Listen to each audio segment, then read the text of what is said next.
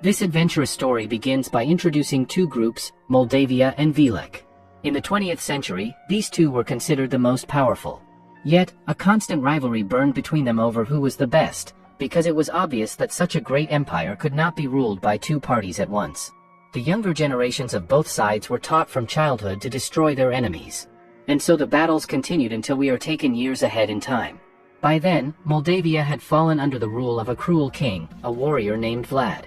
His only intention was to spread destruction and secure his dominion. In contrast, his rival, King Mohed, wanted peace across the land. For this reason, Mohed sent one of his men to Vlad's empire to propose a path toward peace. But when that man entered Vlad's territory and tried to speak, Vlad's rage flared instantly. He refused to bow before anyone. Instead, Vlad captured Mohed's envoy and executed him in a gruesome manner. So cruel was Vlad that he hammered stakes into the man's skull so that no one could take his body away. In fact, Vlad had chosen a hill specifically to carry out such sacrifices. Mohed realized then that Vlad would never stop, so the only way to halt his expansion was to kill him. For this, Mohed sought help from Sultan, ruler of a small but valiant kingdom. Sultan's warriors were known for their courage, so he sent a team on a mission to infiltrate Vlad's empire, to uncover his plans and, if the chance arose, to assassinate him. The group was led by a man named Kurt, recognizable by the black wings he wore on his back, marking him as their leader, a title he truly deserved. Every mission he had been given, he had completed flawlessly.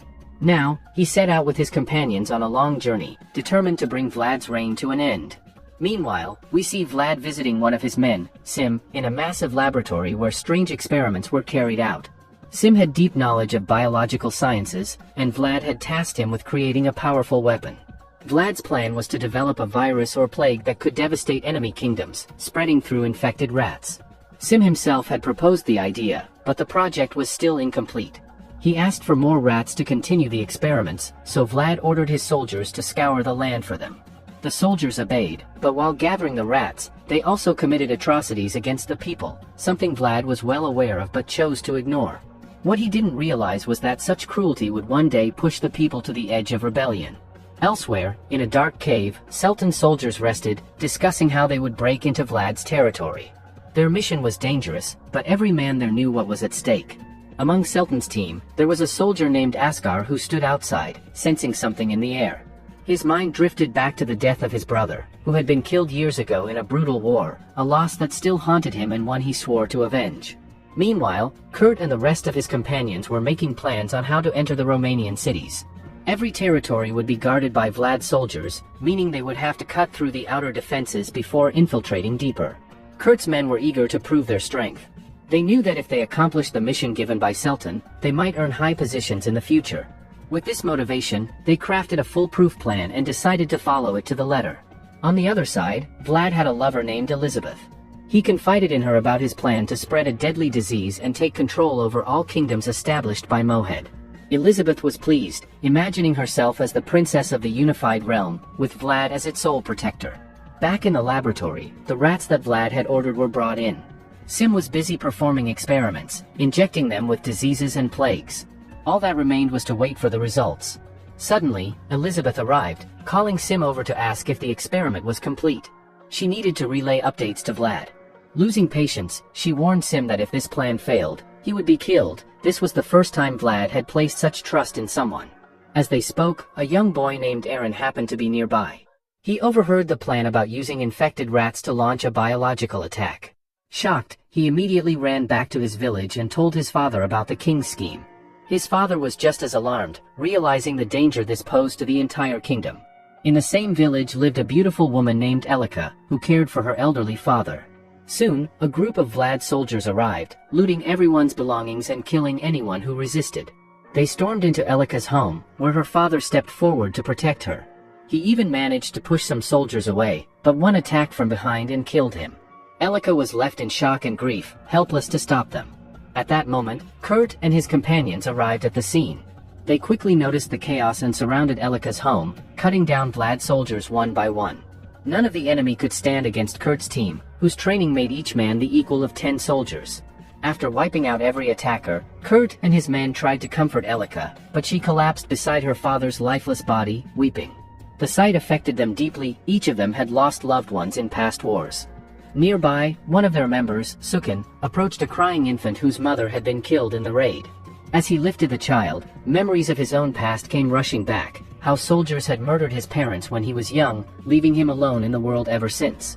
Despite the tragic scene he had just witnessed, Sukin made up his mind to raise the orphan baby, taking full responsibility for its upbringing. But neither Kurt nor his soldiers realized that the good deeds they were doing now would one day lead them to rule and protect an entire empire. Meanwhile, we are introduced to Walker, a Christian priest who received a mysterious parcel at his home. It had been sent by none other than the fisherman, Aaron's father. Inside the parcel was a letter.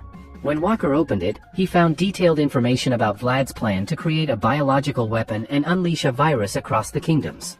The letter pleaded for urgent action to stop this threat.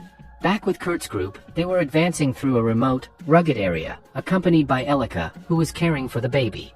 When the child grew hungry, they managed to get some milk from a villager they met along the way. Elika then shared her story, how Vlad had slaughtered her entire family, forcing her to adopt the Christian faith for survival. Sukin responded firmly, saying that no king or empire had the right to impose such control over their people, and that they would take revenge. Elsewhere in Vlad's empire, one of his soldiers, who had survived an earlier attack by Kurt's team, was brought before him. Vlad interrogated him, suspecting the warriors were sent by Sultan. The man, however, could not give a clear answer. Enraged, Vlad beat him severely and ordered his soldiers to hunt down the intruders at any cost and kill them. As Kurt and his men continued their journey, they entered a forest clearing where a tribal camp was celebrating a wedding. A woman named Rosie invited them to join the festivities.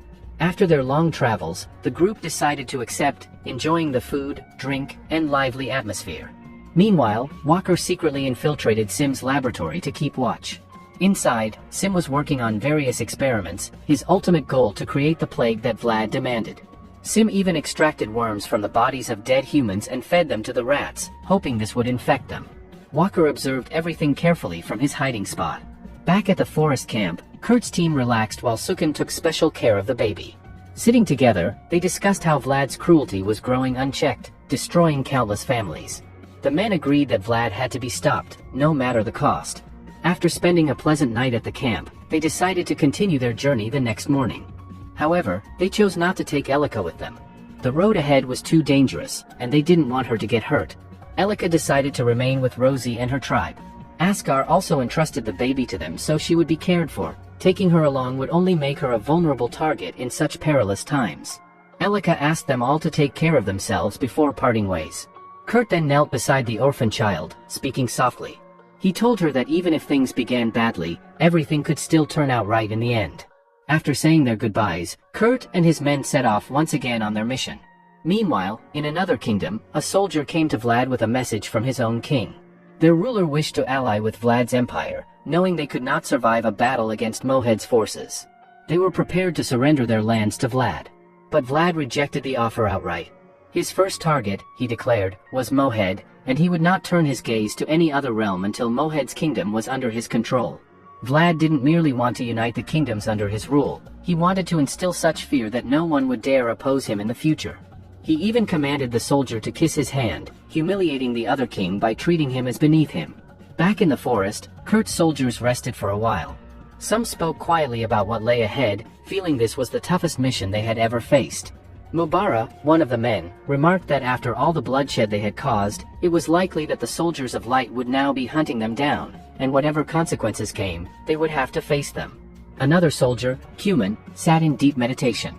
He wanted to share something important with their leader, Sultan. As Cuman focused, he found himself transported in a vision to the top of a mountain. There, he saw the possibility of a massive war unlike anything the world had ever known, a battle in which many of their comrades had already fallen. The outcome of this war remained entirely uncertain. Cuman came out of his trance, shaken, just as news reached them that enemy soldiers, Vlad's men, were approaching. They had spotted Kurt's group and launched an attack. In the skirmish, one of Kurt's warriors was struck by an arrow. Though they managed to kill the attackers, the wounded man was in critical condition. Kurt immediately ordered Cuman to take the injured soldier to Sultan, who was hiding with his army deep within the mountains. The group worried whether their companion would survive. Once brought to Sultan, a sacred ritual was performed, a ritual powerful enough to bring back even those who had slipped into a coma. In a way, the people of Seltown who knew black magic would perform such rituals to save the lives of soldiers. Any injured member would somehow be healed. When all this was explained to Kurt and his team members, they were pleased. From there, they immediately set off for their next mission. While traveling, Kurt's team became extremely hungry, so they headed to a nearby village to gather some resources. This was an underground area where very strange fights were held, fights that continued until one opponent died. In the ring, there was a particularly dangerous fighter with a massive build, challenging everyone and claiming that no one could defeat him.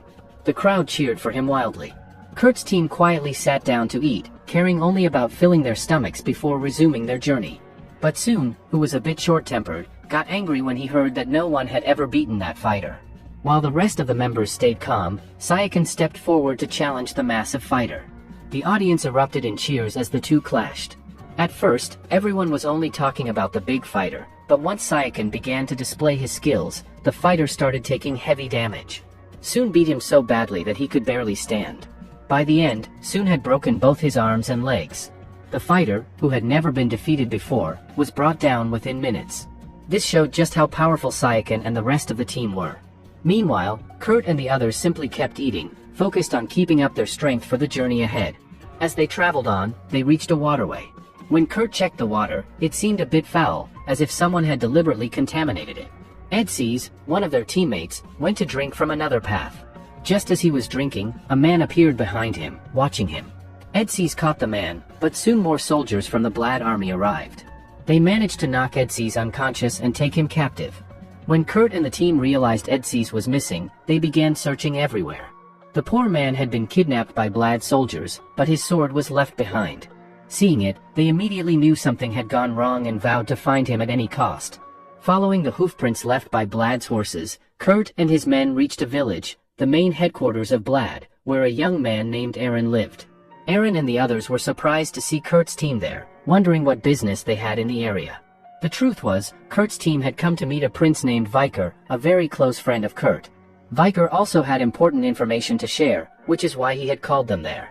First, Viker introduced Aaron, praising him as a very brave young man who had uncovered a dangerous plan devised by Blad. It was necessary to stop him, otherwise a deadly disease would spread. Then we were shown Edis, who was locked in a cage along with the other prisoners. Vlad immediately came to Edis, took him out, and tortured him. He knew that Edis' team members would surely come to rescue him. That's why Edis was tortured so brutally that his fingers were broken. In fact, several people had been assigned to keep beating him until he revealed his team's full plan.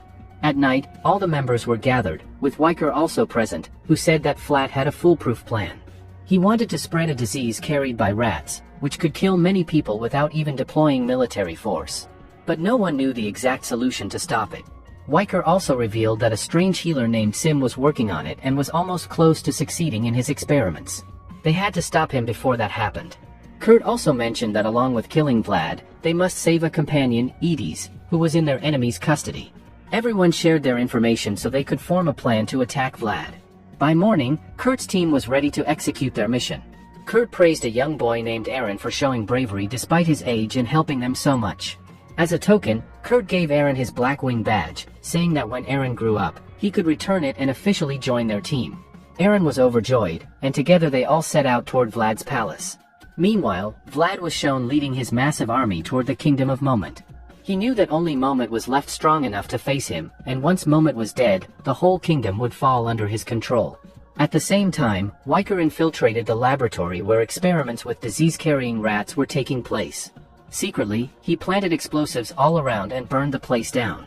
Every experiment, along with the rats, was destroyed, eliminating the first major threat of a disease outbreak. One of Vlad's plans was already ruined. When Kurt and his companions reached the battlefield, they saw Edis, severely tortured and on the verge of death. Suddenly, Vlad and his army arrived, and right before the eyes of Kurt's team, Vlad killed Edis. Witnessing this, Kurt and his members were consumed with rage and charged forward to attack. Vlad was not far behind. He sent thousands of his soldiers forward to retaliate. The battlefield had explosives planted everywhere, which were set off by arrows. Vlad believed these blasts would kill Kurt's team, but they had survived far greater explosions before. Fueled by fury, every one of Kurt's companions pressed forward to kill their enemies. What was about to unfold was the greatest war the world had ever seen. On one side, a few warriors, on the other, thousands of soldiers. Yet despite being outnumbered, not a single one of Kurt's allies felt fear. They were filled with a fierce energy, the kind that only comes from years of constant fighting. Soldiers clashed with one another while the warriors cut them down one by one. Kurt quickly spotted Vlad, who was wearing a shield and killing his men. Fueled by rage, Kurt charged at him, knowing that after killing Adson, he had to face Vlad next. The battle raged on relentlessly. Meanwhile, Sukin's eyes fell on one of Vlad's commanders, and a terrible memory struck him. This was the same man who had brutally killed his mother and father when he was a child. Boiling with anger, Sukin grabbed his sword and went straight for the commander. The two engaged in a fierce duel, while on the other side, Kurt fought Vlad. At first, the commander landed several blows on Sukin, but the fire of revenge inside him gave him strength. With relentless strikes, he wounded the commander so badly that, in the end, he killed him. After finishing the fight, Sukin finally felt a deep sense of relief, peace in his heart after years of pain. Vlad's soldiers were being slaughtered in large numbers, and even Vlad himself was growing weaker under Kurt's constant assault. Despite their numbers, many of Vlad's men fled at the sight of such fearsome warriors. Finally, Kurt delivered a devastating blow that brought Vlad to his knees. Most of the soldiers were already dead. The warriors stopped to watch. But Vlad, stubborn and defiant, shouted that no one could kill him, that he was immortal and would never leave this world. Enraged, Kurt swung his sword and severed Vlad's head from his body. The remaining soldiers were shocked, realizing that with Vlad dead, they no longer had any reason to fight for his empire. The warriors gathered the bodies of their fallen comrades and gave them a proper cremation. The loss was heavy, but they knew that sacrifice was always the price of victory. Kurt and his companions vowed never to let their motherland fall into the wrong hands again. Instead, they decided to rule the vast empire Vlad had built themselves. It seemed a new era was about to begin, one of peace and prosperity. But deep inside the laboratory built by Sim, a dangerous secret still remained. The infected rats that Vigor had burned, one of them had survived, hidden near Elizabeth. This meant the deadly disease was still out there, a threat that could one day wipe out the people of the entire empire. And with that chilling revelation, our story comes to an end.